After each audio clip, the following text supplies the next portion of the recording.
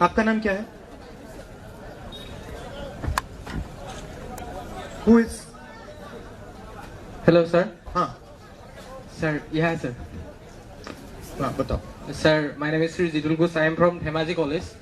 Sir मुझे ये पूछना है कि आप सोचते हैं क्या student involvement in politics is essential to protect the democratic value in our country?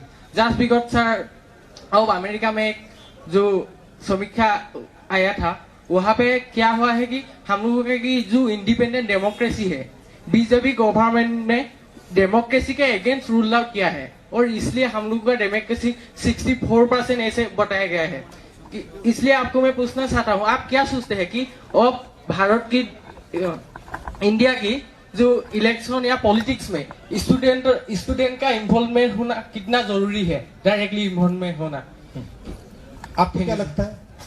मुझे लगता है कि sir it's time to take student or youth power to take the political power and rule out the India. And India, the biggest democratic country, but always India have to the independence to live our life, live student life and live. और एक बात बताना है sir कि जो अब farmer protest हो रहा है इसके अगेंस्ट जो डेमोक्रेटिक के अगेंस्ट हम लोगों का इंडिपेंडेंस के अगेंस्ट सरकार बात कर रहा है कि वो ऐसा है ऐसे बात कर रहा है, लेकिन यह से हम लोगों का स्टूडेंट के मन में यह है कि कुछ गलत हो रहा है तो हम लोग कैसे हम लोगों का आवाज उठाएंगे। यह हम लोग का स्टूडेंट के मन में डर भेजा दिया है क्योंकि कार आंदोलन में जो कार प्रोटेस्ट हुआ था एंटी कार प्रोटेस्ट में हम लोगों का पास हम लोगों का साथी को मार दिया गया है। इसलिए मैं आपको पूछना चाहता हूँ कि अब जो हालत हो रहा है इंडिया की इंडिपेंडेंस और डेमोक्रेसी में, इसलिए स्टूडेंट की डायरेक्ट इन्वॉल्वमेंट कितना जरूरी है इंडिया को पॉलिटिकल पावर और इंडिया की जो पूरा यूथ पावर और इंडिया के फ्यूचर जो प्लानिंग होने वाला है। हम लोगों का अभी तो जो इकोनॉमिकल क्रैश हो गया है, इकोनॉमिक तो हम लोग का जीडीपी इकोनॉमिक कुछ भी नहीं है हम लोगों के पास, और भी फार्मर्स रास्ते में प्रोटेस्ट कर रहा है साल भर तो ऐसे होगा तो साल भर फार्मर प्रोटेस्ट कर रहा है। स्टूडेंट का कोई फ्यूचर ही नहीं दिख रहा है क्योंकि एम्प्लॉयमेंट नहीं है हम लोग के पास, पूरा अनएम्प्लॉयमेंट ही भरा है वहां पे सारा। हम लोग स्टूडेंट किसके लिए पढ़ेगा? अपकमिंग मोमेंट में स्टूडेंट नौकरी ढूंढेगा या खुद इंडिपेंडेंटली काम करना चाहेगा? और भारत एक ऐसा देश है सर जहाँ पे सारे स्टूडेंट अपनी हक से जीना जाता है सर, हक से। मेरा जो इंडिपेंडेंट है मेरा जो वॉइस है वो राइज करना चाहता है स्टूडेंट। इसलिए मैं ये सोचता हूँ कि इट्स टाइम टू इंडिया जो पॉलिटिक्स है पॉलिटिक्स में यूथ रूल आउट करे और यूथ लोग इंडिया को एक डेवलपमेंट कंट्री की तरह ले चले और इंडिया को इकोनॉमी जो क्रैश हो रहा है सर। तो मैं आपसे एक बात पूछता हूँ, जैसे अब मैं आया हूँ यहाँ आपसे बात करने, है ना? हाँ सर। और मैंने आपसे कहा कि मुझसे सवाल पूछो, आपने सवाल पूछा और फिर मैंने आपसे एक सवाल पूछा, जवाब देने से पहले मैंने आपसे सवाल पूछा और आपने बहुत अच्छी तरह जवाब दिया। क्या आपने अपने चीफ मिनिस्टर को ऐसे स्टूडेंट्स के बीच में सवाल पूछते हुए जवाब देते हुए देखा है? नहीं सर। वो क्यों नहीं करते हैं? हिम्मत ही नहीं है। हिम्मत क्यों नहीं है? ठीक है सर। अब आपने बात बोली, मैं आपको बता रहा हूं, स्टूडेंट्स के बीच में आकर किसी भी राजनेता को अगर यहां खड़ा होना है तो हिम्मत की जरूरत होती है। क्यों? मैं यहां आया हूं, टीवी कैमरा है, आप कुछ भी पूछ सकते हो, मुझे जवाब देना पड़ेगा। ये डेमोक्रेसी हुई।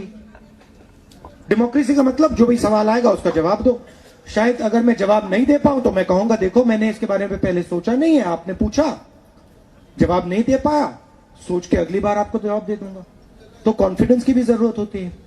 कभी आपने प्रधानमंत्री को ऐसी मीटिंग में देखा है? नहीं देखा है। क्यों नहीं? देश के प्रधानमंत्री हैं आप, देश के भविष्य हो। अगर देश का भविष्य प्रधानमंत्री से दिल खोलकर नहीं बात कर सकता तो कोई ना कोई कमी तो है, कोई ना कोई कमी तो होगी। तो अब मैं आपको थोड़ा सा आपका जवाब देना चाहता हूं। आपने कहा कि हिंदुस्तान में आपको लग रहा है कि डेमोक्रेसी कम हो रही है, युवाओं को रोजगार नहीं मिल रहा है, उधर फार्मर प्रोटेस्ट हो रहा है, उधर सीएए चल रहा है। सबसे पहला सवाल है ये इंडिया है क्या? अगर हम इसके बारे में नहीं बोल सकते, अगर हम इसका जवाब नहीं दे सकते, तो हम बात समझ ही नहीं सकते। इंडिया है क्या? इंडिया में अलग अलग भाषाएं हैं। आपकी यहां भाषा है कि? कौन सी भाषा में बोलते हो आप लोग? आसामीज भाषा है। तमिलनाडु में तमिल है, बंगाल में बंगाली है। अलग अलग भाषाएं हैं, अलग अलग धर्म हैं। यहां पे हर धर्म के लोग हैं, अलग अलग स्टेट्स हैं। इन भाषाओं, धर्मों, लोगों के बीच में जो खुली बातचीत होती है, उसको हम हिंदुस्तान कहते हैं। तो मेरा कहना है, अगर हमने आसाम के लोगों से कह दिया, देखो तुम जब दिल्ली जाओगे तुम अपनी भाषा में नहीं बोल पाओगे, तुम दिल्ली जाओगे तो तुम अपने कल्चर को, अपनी हिस्ट्री को भूलकर दिल्ली जाओगे। जिस दिन हमने ये कह दिया उस दिन हिंदुस्तान खत्म हो गया। सही बात है। अब हो क्या रहा है? एक शक्ति नागपुर में जो पैदा हुई है, वो पूरे हिंदुस्तान को कंट्रोल करने की कोशिश कर रही है। क्यों कर रही है? कोई प्यार नहीं है। वो हिंदुस्तान का जो धन है वो चाहते हैं। अजीब सी बात है। देखिए, मैं आपको इसका उदाहरण देता हूं। यहां पे आपका एयरपोर्ट हैगा? नाम क्या है उसका? हाँ, अरे जोर मोहनबाड़ी, ठीक है।